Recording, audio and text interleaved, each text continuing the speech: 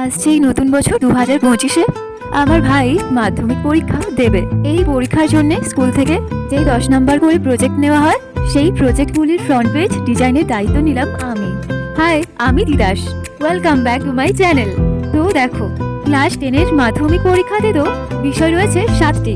আমি এখানে 7টা সাবজেক্টের জন্য 7 রকমের ডিজাইন বানাবো। একটু দেখলেই কিন্তু বুঝতে পারবে যে প্রতিটা ডিজাইনই খুব সহজভাবে করা হয়েছে। তোমরা কিন্তু স্কুল বা কলেজের যে কোনো ক্লাসের প্রজেক্টের কাজে এই ধরনের সিম্পলের ওপর ডিজাইন রাখতে পারো।